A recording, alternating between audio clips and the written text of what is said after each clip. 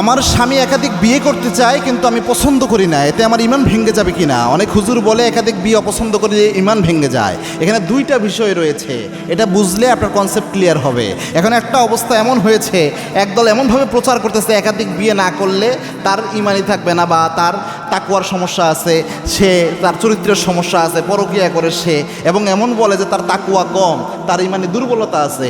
এরকম কথাবার্তা অনেকে বলে যে এক বিয়ায় যে পরিমাণ বরকত আরেক বিয়েতে আরও বেশি বরকত, এক বিয়ে যে তাকওয়া আরেক বেশি বিয়ে আরও বেশি তাকওয়া, আরেক বিয়ে হলে আরও বেশি মুত্তাকি, এরকমভাবে প্রমোট করে। তাহলে আপনারা ইমাম বুখারী, ইমাম ইবনে তাইমিয়া, ইমাম নববী তাদেরকে কি বলবেন?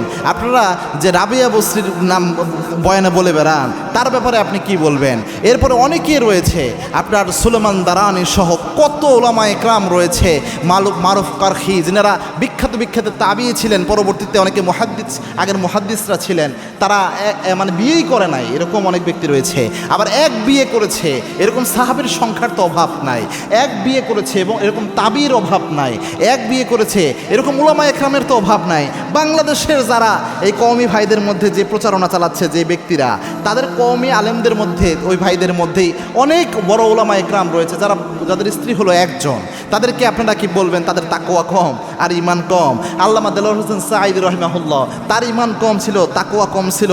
বাংলাদেশে এরকম বহু আলেম রয়েছে যাদেরকে ওয়ার্ল্ড ওয়াইড ফেমাস রয়েছে। গোটা বিশ্বে যদি আপনি দেখেন একজন স্ত্রী, তাহলে আপনি এটার সাথে তাকওয়া মাপেন কেমনে ভাই? এইভাবে বলাটা ঠিক না। এটাকে অনেকে ঠাট্টার পাত্র বানাচ্ছে। ইসলামের একটা বিধান, এটা যেটা জায়েজ বিধান, এটাকে হাসির পাত্র বানায় ফেলতেছে, এমন জোরালোভাবে বলে, এমন মারাত্মকভাবে। আবার আরেক দল এমন আছে, একাধিক বিয়ের নাম শুনলে নাক ছিটকায়, একাধিক বিয়ের নাম শুনলেই ঘৃণার চোখে দেখে, মনে করে ক্যারেক্টারের সমস্যা, এই জন্য একাধিক মেয়ের প্রতি তার চোখ গিয়েছে।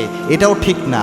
মনে রাখবেন, এখানে একটা বিষয় আপনার বুঝে নিতে হবে। আল্লাহ রাব্বুল আলামিন সুস্পষ্টভাবে জানিয়েছেন, ফানকিহু মা তাবা লাকুম মিনান নিসাই মাসনা ওয়া সুলাসা ওয়া রুবা' ফাইন খিফতুম আল্লা তা'দিলু ফাওয়াহিদা। You can marry 2, 3 or 4। আপনি যদি 2টা, 3টা, 4টা বিয়ে করতে পারেন, কিন্তু যদি আপনি এই ভয় করেন, এই আশঙ্কা করেন যে আপনি জাস্টিস করতে পারবেন না, ইনসাফ কায়েম করতে পারবেন না, আপনার জন্য বিয়ে হলো একটা। ইনসাফ কায়েম করতে না পারলে একটা। এবং আল্লাহ হাবিব বলেছেন, একাধিক বিয়ে করলো আর ইনসাফ করতে পারলো না, 2 বইয়ে সমতা দিতে পারলো না, ওই ব্যক্তি কিয়ামতে প্যারালাইজড, এক অঙ্গ বিকলাঙ্গ হয়ে কিয়ামতের দিন আল্লাহর দরবারে হাজির হবে। সেই ব্যক্তির সামর্থ্য ছিল না ইনসাফ কায়েম করার, সেইভাবে কি করেছে। এই জন্যে যত সুন্দর শোনা যায় একাধিক বিয়ে, আসলে ইনসাফ করা অতটা সহজ না। আর যেই সময়ে আয়াত নাজিল হচ্ছে 2, 3, 4, ওই সময় আপনার সৌদি আরবের কালচারটা দেখেন। ওই সময় মানুষ 30টা, 40টা, যারা জাহিলি যুগে তারা বিয়ে করতো, বা কন্ট্রাক্টে বিয়ে করতো, এরকম টাইপের একটা অবস্থা ছিল জাহিলি যুগে। ওই সময় 30টা, 40টা, 20-25টা নারীর সাথে সম্পর্ক।